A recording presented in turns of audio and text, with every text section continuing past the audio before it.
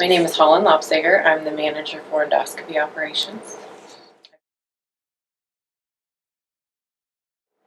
When I think about Kaizen, I think about trying to make changes in the workflow or something for patient care, just depending on what your specific role is in the healthcare team.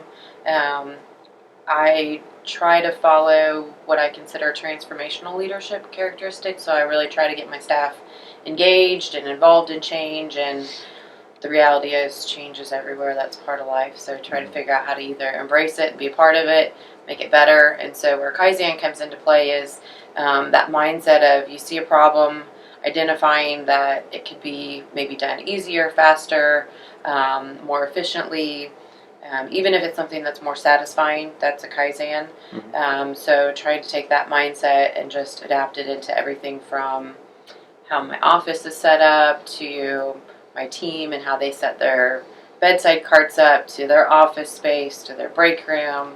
And really, I just challenge them to look at everything as a possibility to be changed. And I think that helps your attitude accept it more, and then it kind of fuels fire. So we do really well with competition and bragging rights and things like that. So it's kind of like a little fire. One starts going with a Kaizen.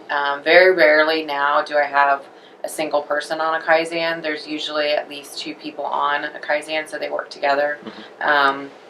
But it's not always been like that. And so we've just really tried to move the culture to be one that we look for change, we look for things to be easier, we look for it to be more satisfying, and they know that I have their back. If they bring something to me and they say we could do it this way, there's always multiple ways to do something. So if there's 5 ways to do something and their way that they present is more efficient, safer, it's not a workaround, then score, it's a win for everybody. Yeah. But we started out with goose egg numbers is what we refer to them as.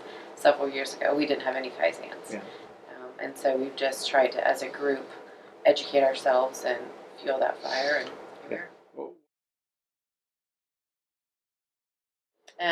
The 2 biggest bangs for the buck at the beginning for me was to isolate time during staff meetings, time that they already were dedicating to me, and so that way it was a partnership between the 2. I was taking time out of the staff meeting agenda to say, everybody leave the room with 1 Kaizen written down.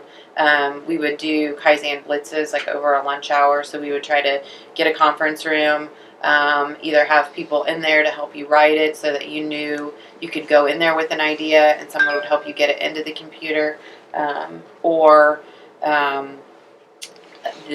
think the biggest thing is just the competition over the course of kind of a month, to give people a timeline so that they could use 5 minutes after hours to write down the Kaizen, and then maybe another day they go and find somebody to help get it in the computer. So they've got a timeline, but it's reasonable.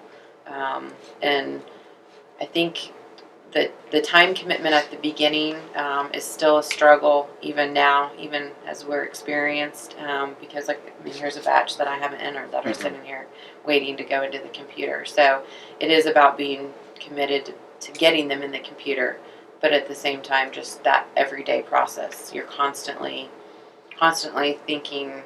It just reshapes your mind. And so when you realize that benefit, then the time is worth it because you're gaining time too. So it's kind of reverse. Yeah.